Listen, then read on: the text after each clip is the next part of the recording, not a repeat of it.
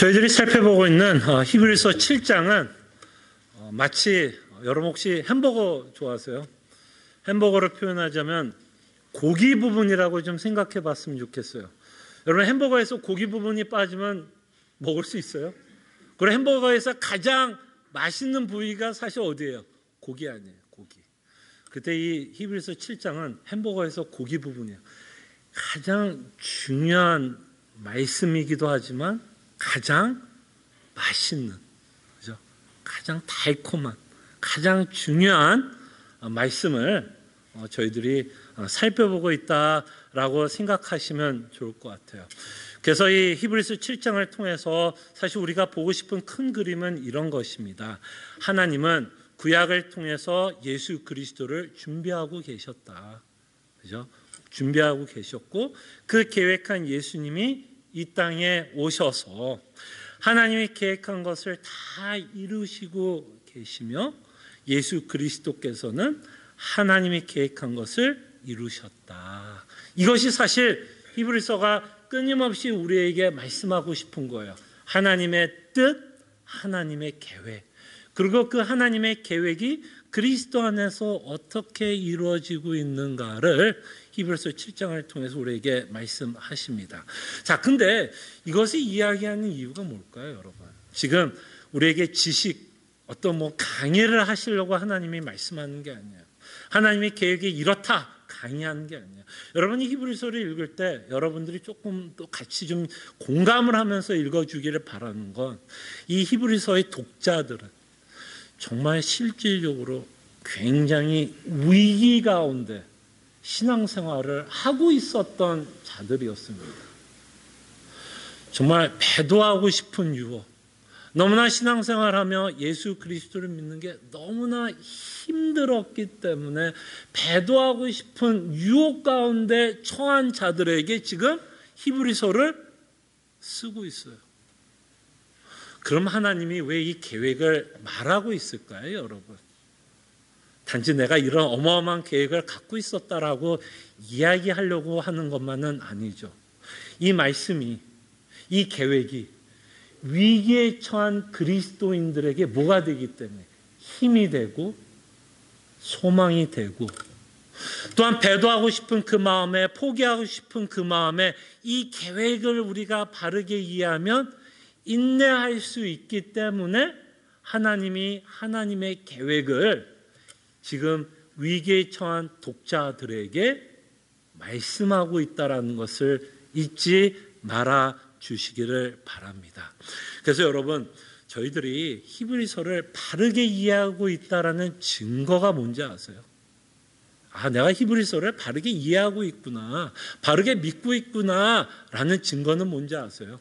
이 히브리서를 통해서 정말 그리스도 안에 소망이 있고 내가 이 땅에 힘들지만 인내할 수 있는 이유가 있다라는 것을 깨닫고 있다면 여러분들이 히브리서를 바르게 이해하고 있는 증거입니다.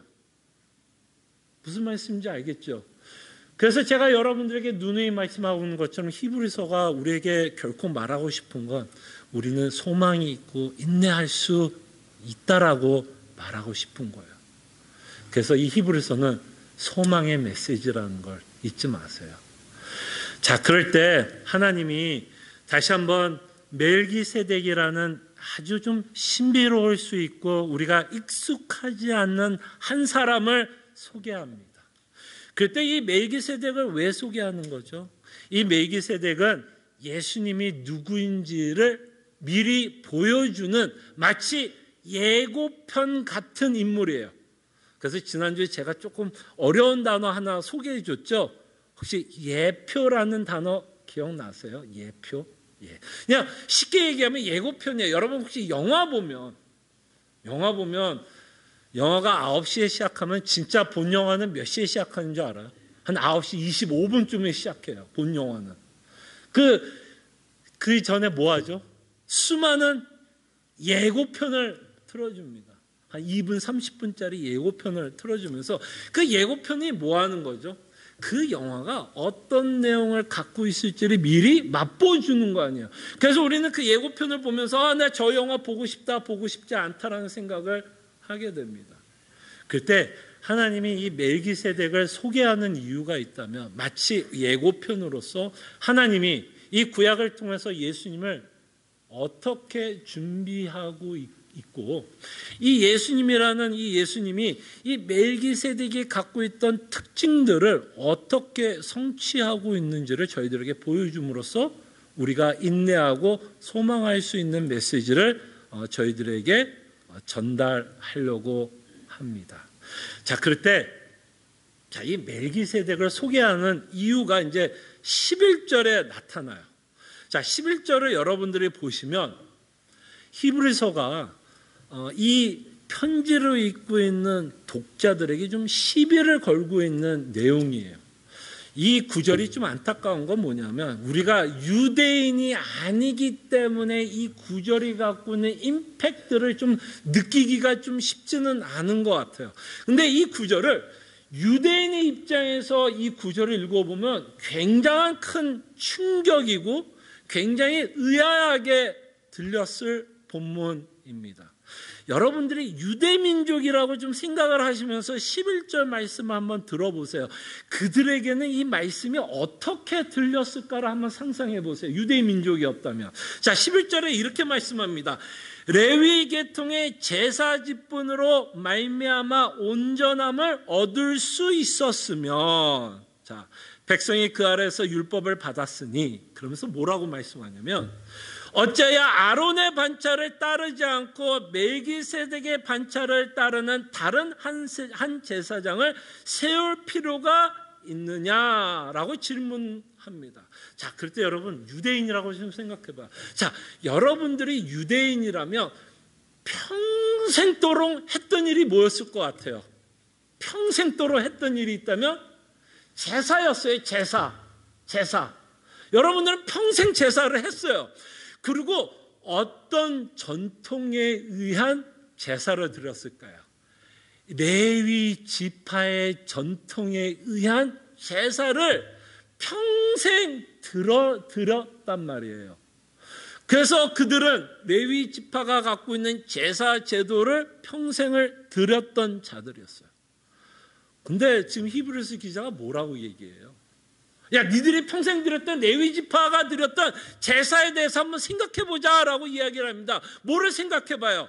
레위 계통의 제사 직분으로 말미암아 온전함을 얻을 수 있었으면 뭐예요? 너희들이 평생 했던 그 레위 지파가 어떠한 온전함을 갖고 왔느냐라고 한번 생각해 보라는 거예요. 그래서 이거는 그들에게 뭐라고 시비로 들렸을 거예요. 뭐라고 얘기하는 거예요? 이 레위 제사의 제도가 온전했다, 온전하지 않았다. 뭐라고 얘기하는 것 같아요? 부족했다라고 얘기하는 거 아니에요. 그러니 평생을 레위 지파의 전통에 따라서 제사를 드렸던 유대인 민족에게는 이게 뭐야? 내가 평생을 제사를 드렸는데 이게 아무 의미가 없단 말이야? 이거에 온전하지 못했단 말이야? 라고 들릴 거 아니에요. 그죠? 얼마나 이것이 그들에게는 충격적으로 들렸을까요? 자, 근데 왜 히브리서 기자가 이 레위 전통의 제사 제도를 시비를 거는지를 좀 생각을 해보셔야 돼요. 자, 이들은 아까 말했던 이 독자의 상황을 바르게 이해해야 돼요. 여러분은 이 당시에 1세기에 있었던 초대교회는 극심한 핍박을 받았습니다. 이따가도 이야기하겠지만 오직 예수 그리스도만이 구원을 주신다라는 이 진리 앞에 로마 군대들은 예수 믿는 모든 자들을 핍박하기 시작했어요. 절대 진리를 거부했던 로마, 시저가 황제라고 믿었던 그 로마 제국은 예수 그리스도가 만왕의 왕이라는 이 절대적인 진리를 받아들일 수 있었을까요? 없었을까요? 받아들일 수 없어 그리스도인들을 핍박하기 시작했습니다. 근데 참 흥미로운 건 기독교는 핍박을 했는데요. 유대 민족은 핍박하지 않았어요. 유대 민족은 오히려 많은 페이버를 받았던 종교였습니다. 근데 이들은 기독교를 믿었던 자들이었고 유대교를 믿었던 자들이 기독교로 전향했던 자들입니다. 그죠? 그러면 여러분들이 유대인으로 기독교인으로 전향해서 지금 핍박을 받고 있다면 어디로 돌아가고 싶은 유혹에 받을까요? 뭐 예수를 당연히 안 믿는 것도 당연하겠죠. 그죠? 나 이렇게 핍박 주는 예수님, 예수 믿었더니 더 힘들어지더라. 나 이런 예수님 안 믿어. 라는 생각이 든다면 예수를 버리겠다라는 생각도 들겠지만 만약에 그들이 어딘가로 돌아간다면 어디로 돌아가고 싶을까요? 핍박이 없는? 그 전에 그들이 믿었던 유대교로 돌아가고 싶을 거 아니에요. 그럴 때 지금 히브리서 기자가 뭐라고 얘기하고 싶은 거야? 너희들이 그토록 전통으로 믿었던 유대교 안에서 했던 레위 지파의 제사가 온전했던가를 생각해 보라는 거예요. 너희들이 유대교로 가는 거 좋은데 그 유대교에서 했던 레위 지파의 제사가 온전함을 가져왔는지를 생각해 보라는 거예요. 그럴 때 이 온전함을 가져오지 못했다 그러면 어떤 한계가 있었다라고 히브리서 기자가 말하고 싶은가요? 여러분 제사 제도가 하려고 했던 첫 번째 목적은 뭐예요? 그 제사 제도를 통해서 하나님이 뭐를 하려고 했죠? 죄 사함을 가져다 주기 위해서 레위 제사를 허락했어요. 근데 지금 히브리서 기자가 시비를 거는 건 정말 레위 제사를 통해서 너희들의 죄사함을 받았느냐라고 말을 하는 거예요. 그랬을 때 온전하지 못했다는 말을 통해서 죄사함이 없었다라고 이야기를 하는 겁니다. 그렇게 죄사함을 주지 못하는 유대교로 돌아간다면 너희들은 다시 하나님의 심판을 받아야 하는 자가 되지 않겠냐라고 지금 말씀을 하는 겁니다. 그러면서 레위 제사가 못했던 제사함을 다른 제사장을 통해서 하나님이 하시겠다라는 것이 멜기세덱의 이야기예요. 분명히 제가 말씀드렸죠. 제사 제도가 예표죠. 그래서 레위 제사를 통해서 분명히 누구를 보여줘요?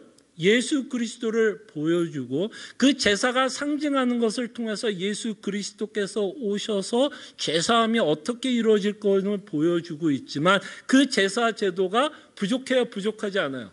부족했죠. 만약에 그 제사가 제사함을 주었다면 예수님이 올 필요가 있어요? 없어요?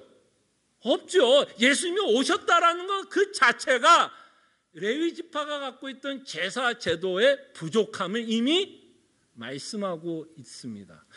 그러면서 하나님은 이미 이 레위 지파의 제사 제도를 주기 전에 그 전에 하나님이 준비하고 있었던 것을 우리에게 보여주려고 하는 거예요.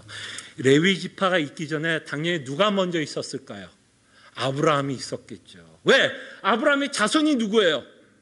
레위 지파 아니에요. 그럼 누가 먼저 있어야 돼요? 아브라함이 먼저 있어야 그 아브라함의 허리에서 누가 나와요? 지금 허리라는 단어 나오죠. 그 허리가 뭐예요?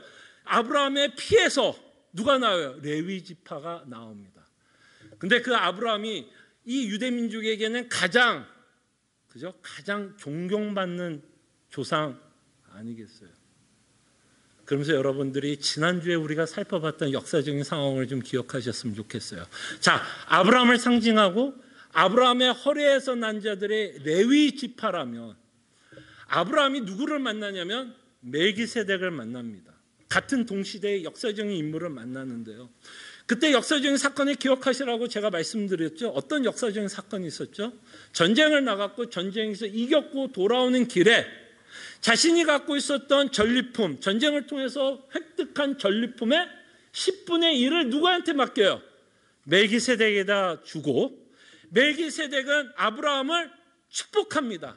자, 이것을 통해서 누가 더 우월하다라고 히브리서 기자는 말할까? 여러분들이 보기에도 바쳤던 사람, 받았던 사람, 축복을 한 사람, 축복을 받은 사람 누가 더 위대할까요? 당연히 멜기세덱이 위대하다라고 우리는 알게 됩니다. 그러면 이 아브라함에서 허리에서 나왔던 모든 레위 지파도 사실은 멜기세덱보다는 못하다라는 것을 보여주고 있고, 이 멜기세덱을 통해서 아론 지파의 제사가 하지 못하는, 비록 그 제사가 상징하는 제사함을 상징하는 제도이기는 하나 아론 지파의 제사로 제사함을 허락하지 못했던 그것을 이제는 새로운 제사장 반열, 멜기세덱이라는 새로운 제사자 반열에서 태어나는 예수 그리스도를 통해서 이루실 것을 말씀하십니다. 자, 이렇게 제가 복잡하게 말씀하고 있지만 이것이 바로 하나님의 준비성인 걸 봤으면 좋겠어요. 비록 하나님은 이미 알았어요, 몰랐어요? 아론 지파의 제사가 제사함을 가질 수 없다는 건 이미 하나님은 알고 주셨어요. 그렇기 때문에 아론 제사가 못하는, 레위 지파가 못하는 그 일도 미리 하나님은 뭐하고 계세요? 준비하고 있었다라는 거예요. 그래서 이 사건을 보면 여러분 창세기 22장에 나오는 유명한 사건이 기억나지 않으세요? 여러분들이 굉장히 잘 아는 것처럼 하나님이 이삭을 아브라함에게 이삭을 바치라고 말씀을 하셨습니다. 그리고 아브라함은 진짜 이삭을 바치려고 했고, 그런 순간에 천사가 나타났고, 여러분들이 잘 아는 것처럼 하나님이 미리 뭐를 준비해요? 제사 드릴 수 있는 순양을 준비하십니다. 그러면서 그 준비하고 계신 그 하나님을 우리에게 소개하면서 여러분들에게 히브리어 한 단어를 여러분들에게 소개하죠. 여호와 이레. 이미 하나님은 모든 것을 계획하고 그 계획하에서 움직이고 계시다라는 것을 보여주려고 하는 거예요. 그래서 멜기세덱이라는 인물이 그냥 어디서 뚱땅지같이 나타난 게 아니라 이미 하나님은 다 플랜을 갖고 멜기세덱을 우리에게 지금 소개하려고 하는 내용이에요. 그래서 아론의 제사보다 더 우월하고 더 탁월한 멜기세덱의 제사장 제도가 있을 거고, 아론 제사가 못하는 레위 지파가 하지 못하는 그 일을 멜기세덱의 반차를 따라서 오실 그 예수 그리스도를 통해서 이루실 것을 우리에게 말씀하고 있는 내용이 지금 여러분들과 함께 살펴보려고 하는 내용입니다. 그 내용이 바로 4절과 10절에서 멜기세덱이 아브라함보다 더 탁월하다라는 것을 증명하기 위해서 역사적인 사건을 말씀하고 있고, 그 아론의 레위 지파 아브라함의 허리에서 난 레위 지파가 아브라함이 멜기세덱보다 한 수 아래라면 그 아브라함에서 태어난 모든 지파도 당연히 멜기세덱보다 한 수 아래라고 이야기하고 싶어. 정말 멜기세덱의 반차를 따라 나타난 이 예수 그리스도의 탁월하심을 우리에게 말씀하십니다. 자, 그럼 비록 멜기세덱이 예수 그리스도를 보여주고 있죠. 그러면 이 멜기세덱은 예수 그리스도를 보여주고 있지만 사실은 멜기세덱도 부족할까요? 온전한 멜기세덱일까요? 다시 말씀드리면 멜기세덱이 갖고 있던 직분이, 또 여러분 기억하시죠? 어떤 직분을 갖고 있었죠? 그렇죠? 왕이면서 제사장. 살렘 왕, 샬롬 왕, 평강의 왕. 멜기세덱은 어떤 왕? 의의 왕. 그래서 그 호칭만 봐도 예수님이 누구일 거를 그 호칭만 봐도 우리는 알게 됩니다. 근데 멜기세덱과 예수님과 비교하면 당연히 누가 우세할까요? 당연히 예수님이 우월하죠. 그러면 멜기세덱이 갖고 있던 직분이 왕과 제사장을 비교했을 때, 예수님과 비교한다면 당연히 멜기세덱이 갖고 있었던 왕의 직분과 제사장의 직분보다 예수 그리스도가 갖고 있었던 제사장의 직분과 왕의 직분이 더 탁월하다라는 것은 당연히 우리가 이 본문을 통해서 내리는 논리적인 결론입니다. 자, 그럴 때 이 멜기세덱도 사실은 온전하지 못했죠. 온전할 수 없죠. 그 다음에 아론의 지파도 당연히 레위 지파로 제사 드리는 것도 온전하지 못했습니다. 그런데 성경에서는 예수 그리스도가 탁월한 제사장, 그래서 그를 우리에게 뭐라고 소개하냐면 대제사장이다라고 소개를 합니다. 그럴 때 예수님이 왜 대제사장이며 탁월한지 아세요? 여러분, 그 아론, 레위 지파의 제사를 곰곰이 생각해 보세요. 레위 지파의 제사를 곰곰이 생각하면 이 제사는 모든 게 분리가 되어 있습니다. 분리가 되어 있어요. 그랬을 때 여러분, 제사를 하기 위해서 이 레위 지파의 제사 제도에 동원돼야 되는 것들이 뭐가 있는지를 한번 생각해 보세요. 동원돼야 되는 무엇이 있는지 생각해 봐요. 첫째는 제사이기 때문에 제사를 드려야 하는 대상이 있겠죠. 제사를 드려야 하는 대상. 누가 제사를 드리죠? 하나님의 백성들이 제사를 드립니다. 그러면 제사를 받고 있는 대상이 있겠죠. 누구죠? 대상이? 하나님이시겠죠. 그죠? 그 다음에 제사를 행하는 자들이 있겠죠. 그게 바로 레위 지파에서 나온 제사장. 그죠? 제사장이 있어요. 다 지금 분리되고 있는 걸 보세요.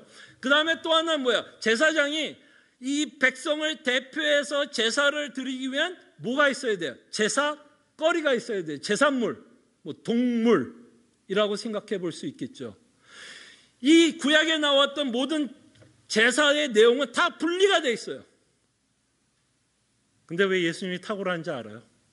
예수님은 구약에 나왔던 모든 제사를 다 이렇게 뭐라 그럴까? 다 갖고 계셨던 분이라고 표현하면 좋을까요?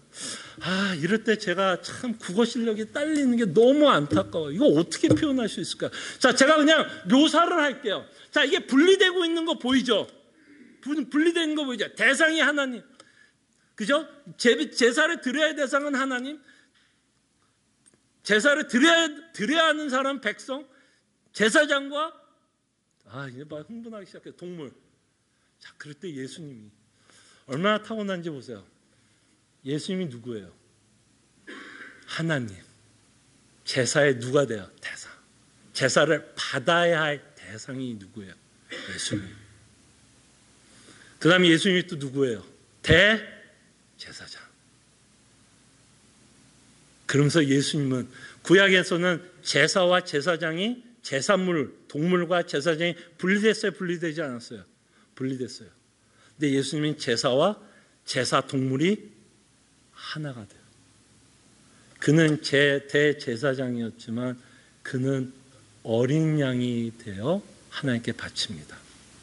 자, 그럴 때 왜 아론의 제사가 온전하지 못했던 이유가 뭘까요? 제사장도 죄인이었고요. 제사물도 흠이 있었던 거죠. 여러분, 유월절을 좀 곰곰이 생각해 봐요. 유월절에서 하나님이 백성들에게 피를 바르라고 이야기하죠. 근데 그 피를 바르라 그럴 때 하나님이 그 백성들에게 요구했던 양이 어떤 상태인 걸 요구했을까요? 숫양을 요구했고요. 또 어떤 숫양? 흠이 없는 숫양. 뭐를 상징하는 것 같아요? 흠이 없는 숫양으로. 일단 누구를 상징해요? 예표예요. 예수님. 근데 이 흠이 없는 양이라고 표현하면서 신약을 통해서 예수님을 보면 뭐라고 표현해요? 죄가 없으신. 그러니까 레위 지파의 제사는 부족할 수밖에 없어요. 왜? 대제사장도 죄인이었고 그 제사물도 흠이 있었는데 그리스도는 죄가 없으시고 자신이 제사물이 되니까 그것이 하나님께 완전히 흡양된다, 흡양되지 않는다. 흡양이 되고 또한 그 자신이 뭐가 돼요? 백성이 되죠. 여러분들을 대표해서 백성이 돼요. 그죠? 그래서 여러분들과 같이 뭐를 입고 와요? 인간의 몸을 입고 이 땅에 오시게 됩니다. 이것만 여러분들이 이해를 해도 예수님이 왜 탁월하시며 우리의 죄를 완벽하게 사하시는 탁월한 대제사장인 것을 알게 되고 아론의 지파가 하지 못했던 그 제사 제도를 온전하게 이루시고 계시는 하나님의 놀라운 성취의 손길을 보게 됩니다. 그래서 예수님은 뭐예요? 더 좋은, 더 우월한 뭐예요? 대제사장. 그러면서 예수님은 또 더 우월한 멜기세덱의 왕이었다면 이 히브리서에 보면 이렇게 말하죠. 예수님이 어느 지파에서 나왔어요? 유다 지파에서 나왔다고 얘기합니다. 그러니까 이 예수님이 대제사장인데 레위 지파에 나오지 않고 유다 지파에서 나왔다는 것을 좀 이상하게 여긴다라고 이야기하는 거예요. 레위 지파에서 나왔어야 되는 거 아니에요, 예수님이. 근데 유다 지파예요. 근데 여러분, 유다 지파라고 이야기하는 이 내용을 통해서 우리는 굉장히 중요한 사실을 또 하나 알게 됩니다. 유다 지파에서는 어떤 직분자들이 나오는지 혹시 기억나세요? 레위 지파를 통해서는 레위 지파를 통해서는 제사장의 직분이 나왔다면 유다 지파를 통해서는 왕이 나왔어요. 맞아요. 그래서 다시 한번 예수님이 어느 지파? 유다 지파에 나오지 않았느냐라는 것을 통해서 예수님이 멜기세덱을 통해서 보여줬던 그 왕의 직분을 갖고 이 땅에 오실 것을 말씀하십니다. 근데 왜 예수님이 더 탁월하고 더 좋은 왕인지 아세요, 여러분? 여러분, 왕이 구약시대에 왕이 해야 했던 가장 중요했던 일 중에 하나가 뭐였을까요, 여러분? 왕이 하는 일 가운데 가장 중요한 일이 뭐예요? 그 백성을 보호하고 적들이 오면 적과 싸워 이겨내는 대장, 장수죠. 그죠? 근데 왜 예수님이 더 좋은 왕이 되고 장수가 됐냐면요. 여러분과 저도 이 땅에 살아가면서 끊임없는 적이 있어요, 없어요? 여러분, 적이 있어요, 없어요? 옆에 앉아있는 사람이 적이 아니에요. 옆에 있는 사람이 원수가 아니에요. 성경은 분명히 믿는 모든 성도들은 전쟁을 한다라고 이야기를 합니다. 여러분과 저는 일단 성도가 된 순간, 예수 그리스도를 믿는 순간 여러분들은 전쟁을 하게 돼 있어요. 자, 전쟁을 하면 당연히 누가 있냐면 적이 있게 됩니다. 근데 성경에서 말하는 적은 누구라고 말하냐면 우는 사자로 표현을 하면서 그 우는 사자가 누구냐고 말하냐면 마귀다라고 이야기합니다. 그래서 끊임없이 마귀가 성도들에게 시비를 걸고, 그죠? 시비를 걸고 우리는 영적 전쟁을 하게 됩니다. 자, 그럴 때 여러분, 한 가지 예로 여러분들에게 좀 말씀을 드리고 싶은 건, 언제 우리가 영적 전쟁을 하나요? 영적 전쟁은 매일 하게 되는데요. 어떤 케이스가 있을 때 우리는 영적 전쟁을 하게 될까요? 그리고 마귀는 어떤 케이스에 여러분들에게 전쟁을 걸어올까요? 시비를 걸까요? 그럴 때 여러분들이 베드로전서 5장에 보면 모든 염려를 주께 맡기라고 하는 본문이 있는데요. 그러면서 그 다음 구절이 우는 사자와 같이 마귀가 우리를 삼킬 자들을 찾는다라고 이야기를 합니다. 그 본문의 문맥을 보면 여러분과 제가 언제 영적 전쟁을 하냐면 염려할 때예요. 염려할 때. 지금 히브리서 독자들은 엄청난 염려 가운데 살아가는 거 아니에요? 핍박을 받는 것 때문에 어마어마한 근심과 어마어마한 염려 가운데서 살아갑니다. 그럴 때 이 마귀가 우는 사자들처럼 여러분들에게 전쟁을 하고 시비를 걸면 어떤 식으로 여러분들에게 전쟁을 할까요, 여러분? 뭐 여러분 공포 영화 보면 무슨 귀신이 나타나서 뭐 흡혈귀처럼 여러분 피 빨아먹어요? 그게 성경에서 말하는 전쟁일까요? 여러분들이 염려할 때 하나님에 대한 어떤 생각이 들어요? 여러분들이 염려할 때 하나님에 대해서 어떤 생각이 들어요? 그때 하나님을 의심하게도 되고, 하나님이 선하실까? 과연 하나님은 나와 함께 하실까에 대한 걱정을 하면서 우리는 염려를 합니다. 가뜩이나 걱정을 하고 있는 우리에게 마귀는 뭐라 할 것 같아요? 그 염려, 휘발유를 붓는 거예요. 여러분들에게 시비를 겁니다. 어떤 식으로 시비를 걸까요? 그것 봐라, 근춘아. 진짜 하나님이 널 사랑해? 야, 하나님이 너를 사랑한다면 진짜 하나님께서 이런 일을 너한테 줄까? 야, 옆에 있는 성도들 봐. 저 성도 보니까는 부자이기도 하고 하고 싶은 거 다 하고 뭐 가정도 좋고 다 잘 살더만 너는 믿는 자인데 왜 하나님이 이렇게 해? 라는 생각을 우리한테 뭐 할까요? 집어넣어요. 그래서 결국에는 여러분들이 갖고 있는 염려 가운데 하나님을 향한 어떤 마음을 갖게 할까요? 하나님의 선하심과 신실하심을 의심하게 해요. 하나님은 다른 성도들은 사랑하는 것 같은데 나는 사랑하지는 않는가 보다. 만약에 하나님이 정말 나를 사랑하고 있다면 설마 하나님이 이런 일을 나한테 주셨을까라는 뭐예요? 의심과 하나님을 향한 오해를 끊임없이 여러분들을 하여금 생각하게 합니다. 그때 마귀가 여러분들에게 하는 최고의 무기가 뭔지 아세요? 마귀가 갖고 있는 최고의 무기가 뭐예요? 지금 여러분들이 그리스도를 믿고 있다면 제가 말씀드린 게 사실이에요, 거짓말이에요? 사실이에요, 거짓말이에요? 거짓말이에요. 그렇기 때문에 마귀가 여러분들을 영적 전쟁을 하는 가장 큰 무기는 속임수예요, 속임수.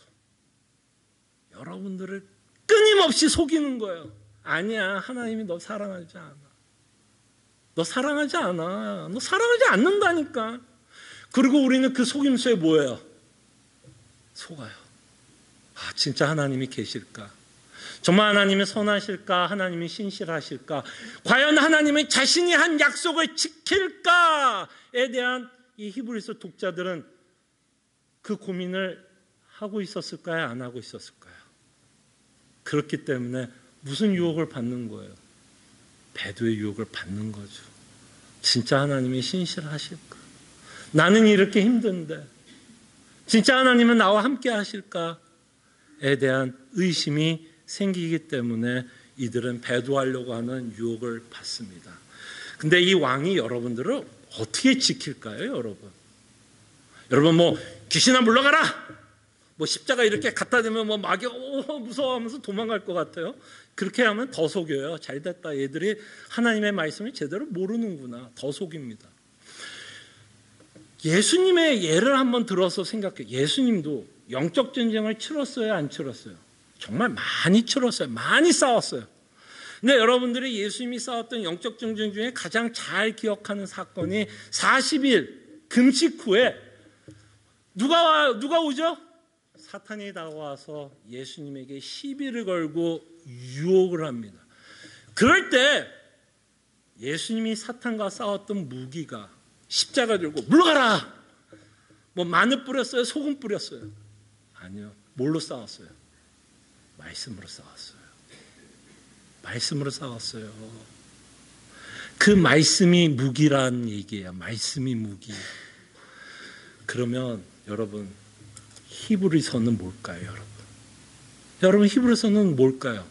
하나님이 여러분에게 영적 전쟁 한가운데 있을 때 염려와 근심되고 인생이 헷갈릴 때 혼란스럽게 하나님이 주시는 무기예요, 히브리서가요. 제가 말씀드렸죠. 히브리서를 바르게 이해하고 바르게 믿으면 우리 안에 뭐가 넘친다고요? 소망과 인내가 넘친다고 그러죠. 그래서 우리는 이 예수님도 말씀으로 싸웠다면 우리도 뭘로 싸워야 될까요? 말씀으로 싸워야죠. 그때 말씀으로 싸우는 모습이 어떻게 나타나는지 알아요? 자, 우리의 인생 가운데서 벌어지는 모든 문제를 우리가 다 이해할 수 있다 없다? 이해 못해요. 그건 일단 전제를 깝시다. 이해를 못해요. 이해를 하는 순간 여러분과 저는 하나님이에요. 우리 인생에서 벌어지는 모든 문제에 대해서 우리가 이해할 수 있다면 하나님이 되는 거예요.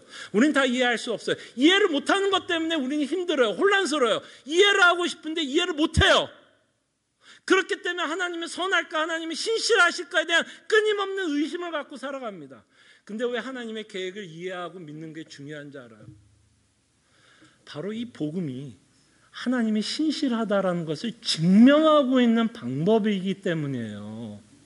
하나님이 신실하시고 선하다라는 것을 이 복음을 성취하는 것을 통해서 우리에게 증명해요. 그러면 우리가 염려가 되고 하나님이 함께하고 있지 않고 하나님의 신실하심과 선하심이 의심이 될 때 이 말씀이 어떻게 여러분들을 보호하시냐면 이렇게 보호하는 거예요. 비록 내가 지금 당하고 있는 모든 문제에 대해서 다 이해할 수는 없지만 적어도 복음을 하나님께서 성취하는 것을 통해서 나에게 가장 귀중하고 가장 소중하며 나에게 가장 필요한 예수 그리스도를 주시는 그 계획의 성취함을 보면서 비록 내가 겪고 있는 수많은 일을 다 이해할 수는 없지만 뭐라고 우리는 고백하게 될까요? 하나님은 그래도 성실하신 분이시고 비록 내가 겪고 있는 모든 문제를 이해할 수는 없으나 하나님은 언제나 나에게 뭐 하신다라는 하나님을 믿는 거예요. 언제나 좋은 것만을 주시는 하나님인 것을 이 복음을 성취하시고 있는 하나님의 손길 때문에 우리가 다 이해하지 못하고 염려를 해도 우리가 하나님을 뭐 하지 않아요? 의심하지 않는 거예요. 그래서 히브리서를 쓰는 거예요. 이 엄청난 이 플랜이 어떻게 이루어지고 이 이루어지는 이 사건을 통해서 우리는 끊임없이 하나님의 선하심과 신실하심을 보기 때문에 비록 우리가 다 이해할 수는 없어도 그래도 여전히 우리는 하나님은 신실하고 선하신 하나님인 것을 믿고 따라가게 됩니다. 바로 그렇게 예수님이 여러분들을 보호하세요. 그분을 의심하지 않도록. 근데 그분을 의심하지 않기 위해서는 전제 조건이 하나 있어요. 조건이 하나 있는데 그게 뭘까요? 여러분들이 말씀을 알아야 돼요. 말씀을 모르면 그냥 십자가 들고 싸우는 거예요. 이 히브리서가 우리에게 말씀하시고자 하는 그 내용이 설득이 되어야 하나님의 선하심을 의심하지 않게 되고 그 선하신 하나님이 언제나 우리에게 유익한 것을 줄 것이고 더 좋은 하나님의 영원한 안식이 기다리고 있다는 것을 알기 때문에 비록 우리가 힘들고 어렵지만 뭐 할 수 있는 이유가 있어요. 인내하고 소망하면서 살아갈 수 있게 됩니다. 그때 여러분 권면하고 도전합니다. 하나님의 말씀을 아셔야 돼요. 이 히브리서가 우리에게 말씀하시고 있는 내용을 알아야 돼요. 그래야 왜곡된 복음, 거짓 선지자들이 우리를 속일지라도 끊임없이 우리는 속지 않고 하나님만 믿고 따라가게 됩니다. 우리 교회 어떤 분이 이런 얘기를 했어요, 여러분. 스몰 비즈니스 오래 하다 보면 이제 아무래도 캐시를 많이 만지잖아요. 캐시 많이 만지죠. 스몰 비즈니스 하신 분. 그러면 진짜 캐시를 그냥 수십 년을 만져보면, 진짜 캐시를 만져보면, 위조 지폐가 딱 들어오는 순간 딱 만져보면 뭐 한다 그러는지 알아요? 그냥 안 돼요, 느낌에. 여러분, 그 위조 지폐를 분별을 못하면 어떻게 될까요? 그날은 100불 손해 보는 거예요. 나 여전히 위조 지폐는 있다. 가짜 복음이 있고요. 왜곡된 진리는 수없이 우리 주변에 있다. 그때 우리는 히브리서를 통해서 옳은 말씀을 끊임없이 배우고 이 말씀을 우리에게 말씀하시는 거죠. 이 옳은 말씀을 끊임없이 들어 마귀의 속임수에서도 속지 않고 거짓되고 왜곡된 복음에서도 우리의 생각과 마음을 지키시기를 소원합니다. 기도하죠.